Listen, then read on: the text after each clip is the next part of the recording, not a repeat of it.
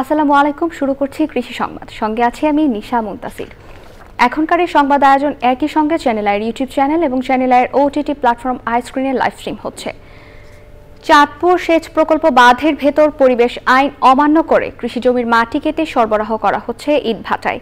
এতে যেমন জমির উর্বরতা নষ্ট হচ্ছে, তেমনি ক্ষতিগ্রস্ত হচ্ছে কৃষি জমি। চাঁদপুর প্রতিনিধি মুর্শেদ আলমের তথ্যচিত্রে আলমুকসিদের রিপোর্ট। মাটি ব্যবসায়ীরা জেলার ফরিদগঞ্জের প্রত্যন্ত গ্রামাঞ্চলে প্রশাসনের চোখ এড়িয়ে রাত দিন কাটছে ফসলি জমির মাটি।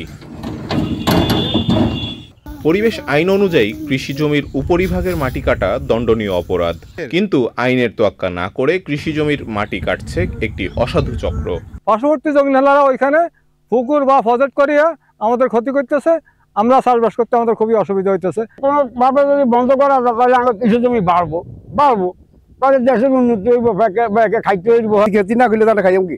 এই যে হেতা করে না করি, না শুনে না তারা সেটা চুরি করি মাটিটা বেশি আঙ্গুরে কেরম তো আয়া ফেলে আলাইছে তখন আমরা ফাঁড়িতে রাখতে নন। জমি আলাদা বাধা দিচ্ছে, এলাকার মানুষের বাধা দিছে। বাধার পর এটা যারা জমি যারা মাটি বেচছে অবৈধভাবে ফসলি জমির টপ সয়েল কাটা বন্ধে মোবাইল কোর্ট পরিচালিত হচ্ছে এবং অভিযান অব্যাহত রয়েছে, জানান উপজেলা নির্বাহী কর্মকর্তা। আমাদের প্রত্যেক ইউনিয়নে ইউনিয়ন ভূমি সহকারী কর্মকর্তাগণ আছেন, তাদের মাধ্যমে এই টপ সয়েল কাটাটা বন্ধ করাচ্ছি, একেবারে ইনস্ট্যান্ট বন্ধ করাচ্ছি। এরপর হচ্ছে আমরা মোবাইল কোর্টও করেছি।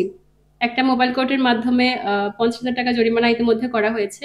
কৃষি উৎপাদন ও ফসলি জমি রক্ষায় দ্রুত কার্যকর পদক্ষেপ নেয়ার দাবি এই অঞ্চলের কৃষকদের। আল মুকসিদ, চ্যানেল আই। শরীয়তপুরের নড়িয়ায় উৎপাদন ব্যয় কমিয়ে ফলন বাড়াতে ও শ্রমিক সংকট সমন্বয়ের লক্ষ্যে সমলয় পদ্ধতিতে বোরো আবাদ করেছেন কৃষক।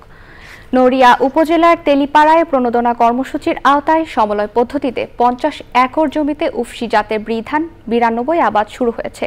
বিস্তারিত শরীয়তপুর প্রতিনিধি এস এম মুজিবুর রহমানের রিপোর্ট।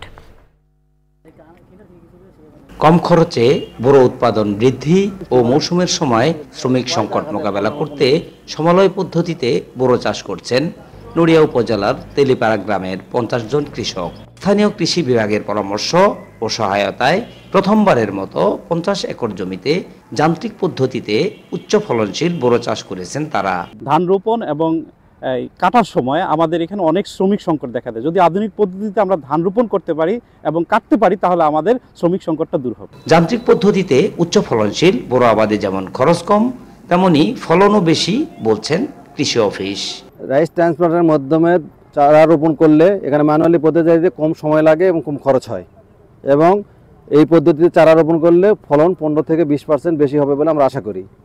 এই পদ্ধতির সুবিধা হলো এখানে রোগ পোকামাকড় আক্রমণ কম হয় এবং চারা সঠিক পুষ্টি উপাদান পায়। দেশের খাদ্য ঘাটতি মেটাতে কৃষিকে যান্ত্রিকীকরণের মাধ্যমে উৎপাদন বাড়াতে কাজ করে যাচ্ছে স্থানীয় কৃষি বিভাগ। শরীয়তপুর থেকে S M Mujibur Rahman, Channel I. রংপুরে ও গাইবান্ধায় পিঠা উৎসব হয়েছে। রংপুর বিভাগীয় লেখক পরিষদের উদ্যোগে পাবলিক লাইব্রেরি হলরুমে পিঠা উৎসবে উদ্বোধনী অনুষ্ঠানে প্রধান অতিথি ছিলেন রংপুর বেতারের আঞ্চলিক পরিচালক আব্দুর রহিম। সভাপতিত্ব করেন বিভাগীয় লেখক পরিষদের সভাপতি সাবেক পৌর চেয়ারম্যান কাজী মোহাম্মদ জুন্নুন। গাইবান্ধায় GUK residential model school and college চত্বরে পিঠা উৎসবের আয়োজন করা হয়। অনুষ্ঠানে ছিলেন প্রধান অতিথি জেলা প্রশাসক চৌধুরী মোয়াজ্জেম আহমেদ। পিঠা উৎসবে দেশের বিভিন্ন এলাকার হরেক রকমের পিঠা উপস্থাপন করা হয়।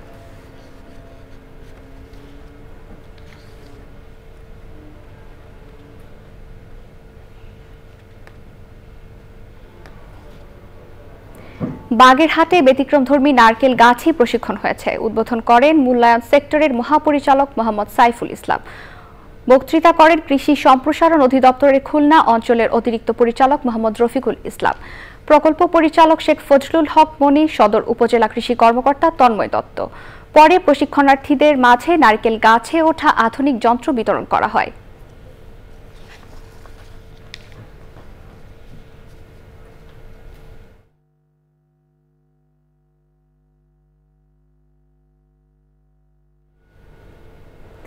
এই ছিল কৃষি সংবাদ। সবাইকে ধন্যবাদ।